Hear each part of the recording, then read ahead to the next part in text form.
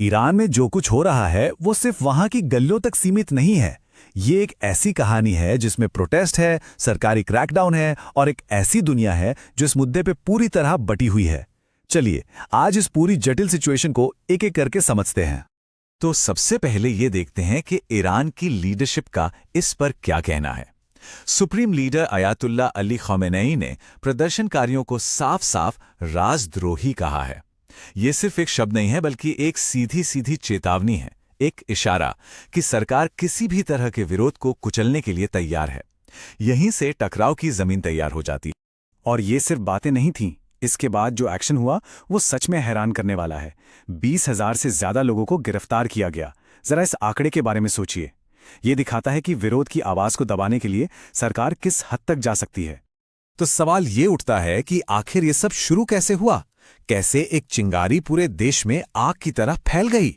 चलिए अपने पहले सेक्शन में यही समझने की कोशिश करते हैं कि कैसे आर्थिक तंगी से शुरू हुआ गुस्सा एक बड़े राजनीतिक विद्रोह में बदल गया। देखिए, कहानी शुरू होती है बिल्कुल आम जरूरतों से। दिसंबर 2025 में लोग महंगाई और अपनी करेंसी की गिरती कीमत से परेशान होकर सड़कों पर उतरे। लेकिन बस कुछ ही हफ्तों में ये गुस्सा एक बड़े राजनीतिक आंदोलन में बदल गया। जनवरी आते आते रोटी, कपड़ा और मकान के नारे आज़ादी के नारों में बदल गए और देखते ही देखते ये आग दर्जनों शहरों में फैल गई। अब जब आवाजें इतनी बुलंद होने लगीं तो जाहिर है सरकार ने भी जवाब दिया, और उनका जवाब था ताकत और डर। हमारे अगले सेक्शन में हम यही देखेंगे कि ईरानी हुकूमत ने कैसे जोर जबरदस्ती का एक बेरहम अभियान चलाया। सरकार की प्रतिक्रिया बहुत तेज और क्रूर थी। सड़कों पर प्रदर्शन कर रहे लोगों पर असली गोलियां और आंसू गैस इस्तेमाल की गई। सिक्योरिटी फोर्सेज ने लोगों को बेरहमी से पीटा। हजारों को बिना किसी ठोस वजह के गिरफ्तार कर लिया गया और कुछ प्रदर्शनकारियों को तो चुन चुनकर निशाना बनाया गया ताकि बाकी लोग डर जाएं। ये दमन का एक सोचा समझा तरीका था। और शायद सबसे दुखद बात यह है कि हम कभी नहीं जान पाएंगे कि इस क्रैकडाउन में असल में कितने लोगों ने अपनी जान गंवाई। सही आंकड़े मिलना नामुमकिन सा है। कुछ रिपोर्ट्स में ये संख्या हजारों में बताई जाती है, तो कुछ का अनुमान है कि ये दसियों हजार तक हो सकती है। ये जो कन्फ्यूजन है ये अपने आप में एक त्रासदी है और ये दिखाता है कि सच को कैसे छुपाया जा रहा है। इन आंकड़ों के पीछे हैं असली इंसान, असली कहानियां, जैसे कि इरफान सुल्तानी की कहानी। सिर्फ 26 साल का एक नौजवान, उसका जुर्म बदलाव की मांग के लिए प्रदर्शन करना और उसकी सजा मौत की सजा। उनका केस एक डरावना उदाहरण है कि कैसे न्याय व्यवस्था को ही एक हथियार की तरह इस्तेमाल किया जा रहा है। गोलियों और गिरफ्तारियों के अलावा सरकार ने एक और बहुत बड़ा हथियार चलाया और वो था खामोशी का हथियार।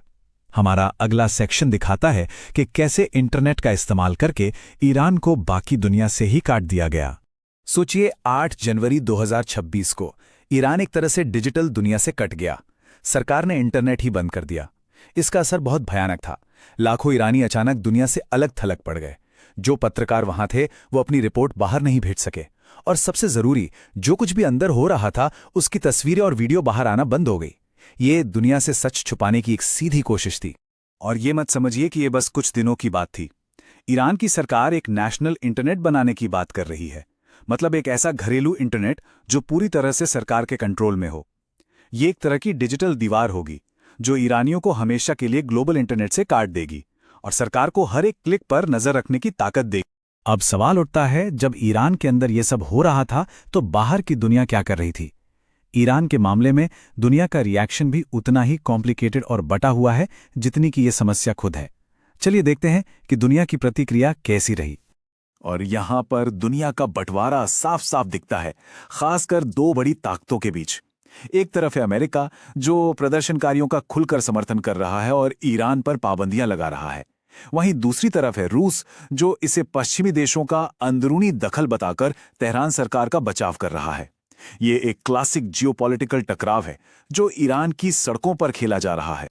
अच्छा, अमेरिका और रूस के अलावा बाकी दुनिया का क्या? तो देखिए, यूरोपियन यूनियन, यूके और यूनाइटेड नेशंस भी एक्शन ले रहे हैं, पर उनका तरीका थोड़ा अलग है। वो डिप्लोमैटिक दबाव बना रहे हैं, जैसे अपने राजदूतों को बुलाना, चेतावनियां जारी करना। यूएन गहरी चिंता जता रहा है। ये सब जरूरी कदम है, लेकिन बड़ा सवाल यह है कि क्या इनसे जमीन पर कोई असली बदलाव आ सकता है? और ये बंटवारा सिर्फ सरकारों के बीच नहीं है, पूरी दुनिया में आम लोग, खासकर जो ईरानी डायस्पोरा हैं, उनमें भी अलग अलग राय है। कुछ लोग चाहते हैं कि दुनिया और सख्त कदम उठाए, सीधे सीधे हस्तक्षेप करे, लेकिन वहीं दूसरों को डर है कि किसी भी तरह के बाहरी दखल से हालात और बिगड़ सकते हैं, शायद एक और जंग की नौबत आ सकती है। ये एक बहुत मुश्किल दुविधा है। और शायद इस पूरी मुश्किल को एक लाइन में समेटता है ये कोट, इसमें एक पूरी पीढ़ी लग जाएगी।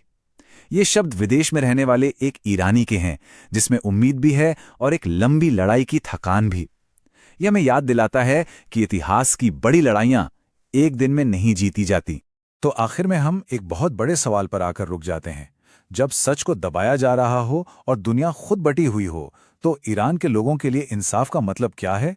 इसका कोई आसान जवाब नहीं है।